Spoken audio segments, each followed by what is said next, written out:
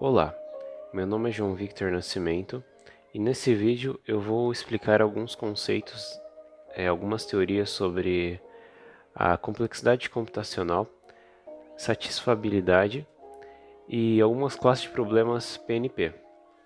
Vamos lá? A complexidade é um termo que deriva do latim complexus, que significa aquilo que é tecido em conjunto. Mas o que está em conjunto? O que está junto? Tudo está junto. No mundo nós temos a sociedade, que ela está junto às pessoas, junto ao trabalho, aplicação da área de conhecimentos, como agricultura, pecuária, transporte, o efeito em que cada pessoa faz em alguma atividade, tudo isso está em conjunto. E a complexidade, ela tenta analisar o nível de incertezas dessa união de elementos. Quanto maior a conectividade dos elementos, maior a complexidade do sistema. Na teoria computacional, nós tentamos analisar esse contexto, analisar essa relação sistemática entre os elementos e derivar problemas e soluções que consigam resolver de alguma forma ou não. Às vezes pode ser que o problema não tenha alguma solução conhecida, e analisar a complexidade da solução aplicada a este problema. Existem alguns problemas clássicos conhecidos, como por exemplo o problema do caminho mínimo, que pode ser resolvido através da aplicação do algoritmo de Bell-Montfort, que tem a complexidade Big O m ao cubo, e também a aplicação do algoritmo Dijkstra, que tem a complexidade Big O m ao quadrado. Também temos o problema de transporte, que pode ser resolvido através da aplicação do algoritmo Primal-Duo, que tem a complexidade Big O m ao cubo vezes log de θ. Além dos problemas clássicos, também temos os problemas que podemos derivar no nosso dia a dia, como por exemplo o serviço de entregas da Amazon. A Amazon é uma empresa que oferece um e-commerce onde milhares de pessoas diariamente fazem pedidos de roupas, livros, eletrônicos, entre outros produtos. Então a empresa necessita de eficiência para que, além da entrega de produtos, ela garanta aos usuários uma entrega rápida e satisfatória. Então, nesse cenário, nós podemos pensar em diversas variáveis e de problemas que possam surgir no meio do caminho. Qual é o melhor trajeto eficiente que eu consiga levar o maior número de itens possível, e nesse trajeto também levando em consideração os impactos ambientais sobre o combustível e o número de entregas que eu consiga fazer, qual é o caminho que eu consiga percorrer em que ele vai gastar o combustível da maneira mais eficiente. A Amazon também ela se preocupa com como os pacotes vão ser empacotados e aproveitar o melhor espaço no caminhão para poder realizar a entrega.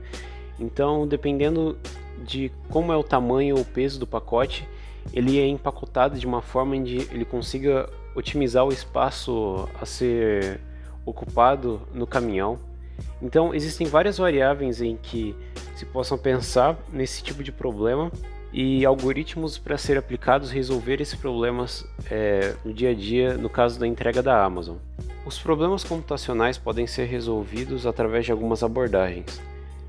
Em relação à complexidade, podemos utilizar a ideia da tomada de decisões, como por exemplo, se existe alguma rota entre São Paulo e Rio de Janeiro em que o entregador consiga entregar 200 encomendas dentro do prazo de 6 horas. Esse problema de tomada de decisões pode ser uma tradução de um problema de otimização, em que é desenvolvido um algoritmo para resolver algum problema e encontrar a melhor rota para resolver esse tipo de problema. E através da variância dos valores do número de encomendas ou do prazo, do número de horas do prazo, nós podemos achar uma otimização do algoritmo para resolver esse tipo de problema. Dentro dos problemas de precisão, nós temos um conceito muito interessante que abriu a possibilidade da criação da catalogação de problemas, chamado satisfabilidade. A satisfabilidade, ou também conhecida como SAT, ela diz que, dada uma expressão booleana, existe uma combinação de variáveis. É possível chegar em um valor verdadeiro? Uma única regra diz que essa expressão ela pode estar numa forma normal disjuntiva ou conjuntiva, em que as cláusulas, que são as condições que estão entre parênteses, ela seja definida por uma operação de ou, e que o elemento dentro dessas cláusulas não pode se repetir. E fora das cláusulas, entre as cláusulas, deve ocorrer a operação de AND. Então, dado o exemplo abaixo, nós temos os valores B1, B2, B3 e B4, que são valores booleanos, e onde nós temos a expressão B1 ou B3 negado, e B2 negado ou B3, e B1 ou B4 negado, e B2 ou B4. Existe alguma combinação em que esses valores booleanos possam tornar a expressão verdadeira? Considerando que os valores B1 e B2 sejam verdadeiros, e olhando também as operações das cláusulas em que tenham a operação de ou, então basta que um elemento da cláusula seja verdadeira para que a condição seja verdadeira. E olhando para o conjunto de cláusulas, torna a expressão verdadeira. A SAT ela deu origem a algumas classes de problemas. Começando pela classe P, os problemas da classe P elas podem ser resolvidos com algoritmos que executam em tempo polinomial, como por exemplo Big O n log de n, Big O n ao quadrado, n ao cubo, n ao 31, entre outros. Geralmente esses algoritmos têm uma ótima performance. Diferentemente da classe P, a classe NP é uma classe de problemas em que são resolvidos com algoritmos não determinísticos, mas o resultado ele pode ser conferido em tempo polinomial. Os algoritmos que resolvem essa classe não têm uma boa performance. Da mesma forma que os problemas NPs podem ser conferidos em tempo polinomial, os problemas P's também podem ser conferidos em tempo polinomial. Se observar no diagrama abaixo, nós temos que P está contido dentro de NP. Dentro do grupo pontilhado P estão os algoritmos determinísticos em tempo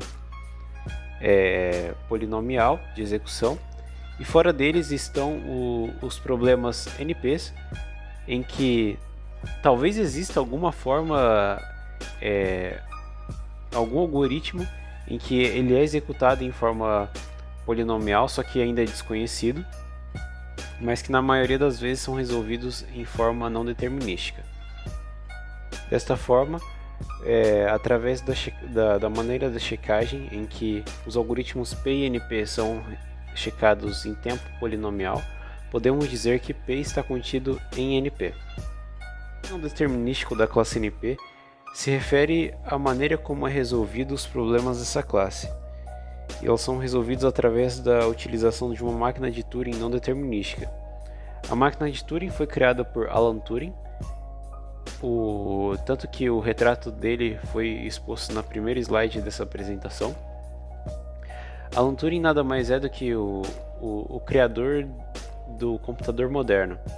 A máquina de Turing ela é nada mais é do que um modelo teórico do computador, uma representação do processamento do computador em um modelo. Na época eram utilizadas fitas, onde as instruções rolavam por essas fitas, e no caso do não determinístico, são passados vários passos nessas máquinas de fitas. Em algum momento pode ser que chegue no resultado, talvez num tempo rápido ou talvez num tempo muito demorado, mas que chegue em algum resultado para resolver o problema NP. Também existe a máquina determinística, que se parece mais com o processador que temos hoje, Mas no caso da NP é utilizada uma máquina de Turing não determinística. Dentro da classe NP existe um subconjunto chamado NP completo.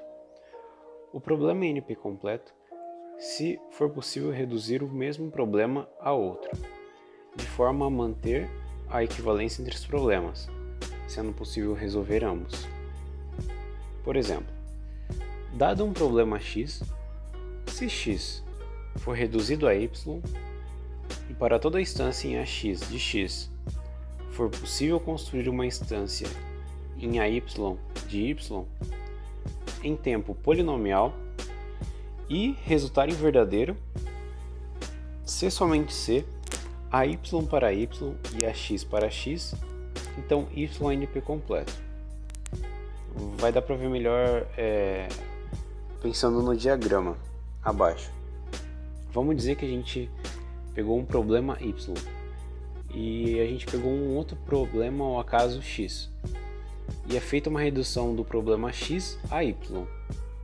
Então vamos dizer que a gente tem um problema com um certo escopo em y e a gente pegou um problema menor em x que tem as mesmas características de y. Se o x for resolvido, o y também tem que ser resolvido. Então, se essa equivalência for mantida, então o y ele é um NP completo. Lembrando também que x e y devem ser NPs. Os algoritmos da classe NP completo são os mais difíceis dentre os NPs, porque se for encontrado um algoritmo NP completo que seja em tempo polinomial, então ele também resolve os outros NPs, para todos os NPs. Agora, sabendo um pouco mais sobre a classe NP completo, podemos ver algumas definições que cercam essa classe. X e y estão em NP. E se x for uma redução de y, então se y pertencer a P, então x pertence a P. E se y pertencer ao NP completo, então x pertence a NP completo. Além do NP completo, nós temos uma outra classe de problemas chamadas NP difícil. Essa classe é um pouco confusa, porque apesar de parte dela estar dentro de NP, ela não totalmente fica em NP. Ela tem uns problemas que são fora de NP, porque alguns problemas de NP não são somente de problemas de decisão. Eles também podem ser problemas de otimização. Por isso que parte dessa classe de problemas fica fora do diagrama. E ele também não demonstra que todos os problemas que estejam nele sejam difíceis, totalmente difíceis. Existem alguns problemas que são difíceis, mas podem ter problemas fáceis dentro do NP difícil. Olhando para o diagrama é mais fácil enxergar esse efeito. A gente tem a área dos NP completos, em que o NP difícil deriva parte deles e ele sai para fora da região da bola do NP. Sempre que o NP difícil for um NP, ele vai ser um NP completo. Para definirmos MP difícil, nós temos que utilizar um conceito auxiliar chamado oráculo. Então, tendo um problema de otimização ou decisão X e um algoritmo que tem X como oráculo, e caso esse algoritmo resolva esse problema, resolva uma instância do X com apenas uma instrução, então ele é um oráculo. Então vamos dizer que a gente tem um algoritmo, a gente pega um problema para resolver e ele roge esse algoritmo desse problema e ele resolve com apenas uma instrução. Então o problema ele é um oráculo. Agora, olhando para a definição de NP difícil, então se eu tenho um problema y que ele é NP difícil, ele tem essa classificação se existe um algoritmo em que o tempo de execução dele ele executa em tempo polinomial e para um problema x NP completo em que o x for o oráculo de y. Então a gente tem um x que ele está dentro da classe do NP completo, e o X ele é o oráculo de Y, e que exista um algoritmo em que rode em tempo de execução. Se tiver essas condições, o Y ele é um NP difícil. Um exemplo de NP difícil que foi classificado é o problema do caixeiro viajante. Agora que sabemos algumas coisas importantes sobre as classes de problemas, podemos ir para algumas curiosidades muito interessantes sobre a área. O Instituto de Matemática Clay estabeleceu 7 problemas milenares para serem resolvidos, e um deles tem bastante relação com as classes de problemas computacionais. O problema consiste em saber e tentar provar se P é igual a NP.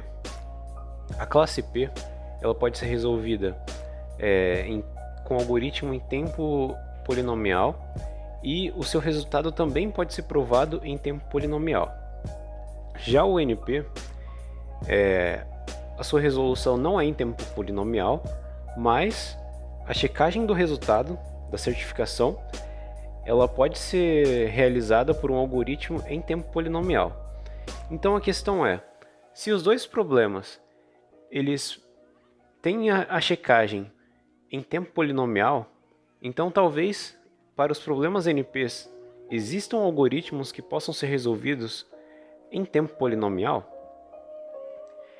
Essa questão ela é bastante importante, porque atualmente a gente trabalha muito nesse paradigma em que os problemas NPs eles não são resolvidos com algoritmos não polinomiais, em tempo não polinomial. E caso essa questão seja resolvida, ela traria muitos impactos tanto para a computação como para matemática, física e economia, entre outras áreas do conhecimento, porque as classes P, como elas podem ser resolvidas em tempos polinomiais, a eficiência dos algoritmos é muito grande em relação aos algoritmos que resolvem os problemas NPs. Então, por exemplo, a gente tem a área da criptografia hoje, que ela utiliza números primos. A fatoração de números primos ele é um problema NP completo. Caso fosse resolvido esse problema, isso acabaria causando vários problemas de segurança em todo o mundo. Por quê? Porque como a base de segurança e criptografia está sobre os grandes números primos e existem algoritmos hoje em dia que tentam quebrar essa segurança, mas por conta do problema CNP não são tão eficientes e demoram para realizar essa quebra. Caso seja provado que P seja igual a NP, então provavelmente vai existir e vai ter desenvolvimento de algoritmos que possam resolver esse trabalho da fatoração dos números primos e conseguir quebrar mais facilmente a criptografia. Isso não se aplica só à criptografia, mas também a gente tem a aplicação na inteligência artificial, processamento de imagem, teoria de jogos, multimídia. Provavelmente teríamos algoritmos de busca de informações e também até de rastreamento mais eficientes, porque por conta do caixeiro viajante também CNP, teríamos respostas mais eficientes sobre escolhas de rotas em vários cenários. Então tem diversas aplicações em cima da resposta desse problema milenar. E também caso você consiga resolver esse problema, você vai se tornar milionário, porque o Instituto ele oferece um prêmio de $1 milhão caso alguém consiga resolver esse problema. Mas o mais interessante, fora o prêmio, são os impactos em todas as áreas as áreas do conhecimento, porque teríamos respostas para vários tipos de problema de uma maneira muito mais eficiente. Outra curiosidade sobre a satisfabilidade que a gente viu nesse vídeo é que foi descoberto em 1974 por Stephen Koch que a satisfabilidade ela é um NP completo. Bom, tendo todo o conhecimento das classes de problemas, agora eu vou demonstrar a resolução de um exercício que aplica as classes de problemas computacionais. Vamos lá? Prove que o problema do caixeiro viajante é NP completo. Então a primeira coisa que a gente vai fazer é criar um problema de decisão que seja relacionado ao problema do caixeiro viajante. Então, dado um grafo completo, porque o problema do caixeiro viajante exige um gráfico completo, e um número y, existe alguma rota que o custo máximo seja y, ou seja, o caixeiro viajante vai passar pelas cidades em uma única vez e vai sair pelo nó de saída. Além do problema de decisão pego no primeiro passo, relacionado ao problema do caixeiro viajante, a gente vai pegar um segundo problema em que ele seja um problema NP completo, por conta da prova do NP completo, em que você pega um problema e faz uma redução de um outro problema. Então, dado um grafo qualquer, com suas vértices e suas arestas, existe algum ciclo hamiltoniano nesse grafo? E por que o ciclo hamiltoniano? Porque esse problema ele já foi provado em que ele é um NP completo. O ciclo hamiltoniano nada mais é que um ciclo que ele visita todos os nós do grafo. Partindo de um nó, ele vai passar por todos os nós em um ciclo e ele vai voltar ao nó de origem, onde ele começou o ciclo. Tendo esses dois problemas, nós podemos passar para o terceiro passo. Agora no passo 3 a gente vai fazer uma redução, utilizando o ciclo hamiltoniano, reduzindo ao problema de decisão do caixeiro viajante. Então, dado um grafo incompleto no ciclo hamiltoniano, porque o ciclo hamiltoniano ele tem um grafo incompleto, a gente vai colocar o peso das arestas todas em 1, e depois a gente vai completar esse grafo com novas arestas, onde todas as arestas novas vão ter custo 2. Então a gente vai ter um cenário onde a gente tinha o grafo antigo do ciclo hamiltoniano, onde todas as arestas originais eram peso 1, e as novas conexões para se completar o grafo tem arestas do peso 2. E em seguida, com esse grafo montado, com esse novo grafo montado, a gente vai utilizar o oráculo, em que a gente utiliza y, que é a variável que a gente utilizou no problema de decisão do caixeiro viajante, e o algoritmo do oráculo ele vai executar em cada passo em tempo polinomial de n, onde n é igual a y. Então, se a gente tem alguma rota nesse novo cenário em que seja possível passar por todos os nós e voltar para o mesmo lugar, a gente tem a solução do problema hamiltoniano. Então, no caso, nesse cenário, a gente tem o gráfico completo, com as arestas originais do problema do grafo do ciclo hamiltoniano, e a gente tem a nova conectividade com novas arestas de peso 2.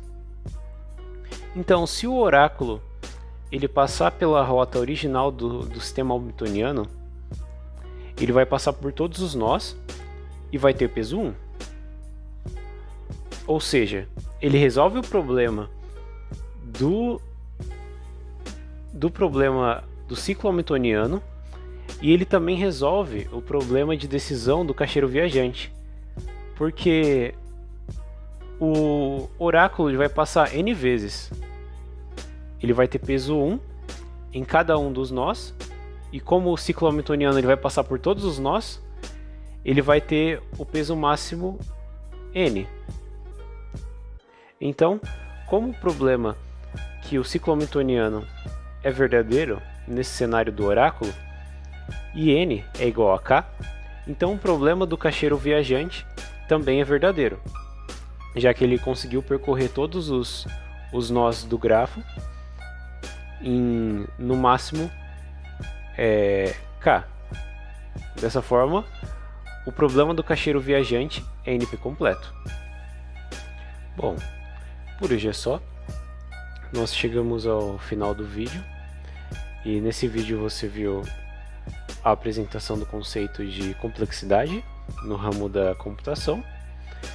Foram explanados alguns conceitos e algumas definições das classes de problemas P, NP, NP complexo e também NP difícil, assim como algumas aplicações no mundo real e como o problema milenial P igual a NP pode afetar drasticamente a vida como a gente conhece.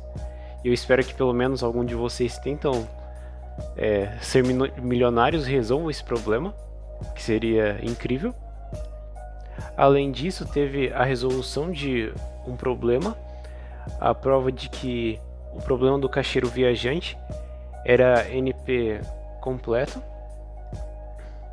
Eu espero que pelo menos vocês que assistiram o vídeo tenham aprendido pelo menos o básico das classes de problemas, o conceito de satisfabilidade e complexidade.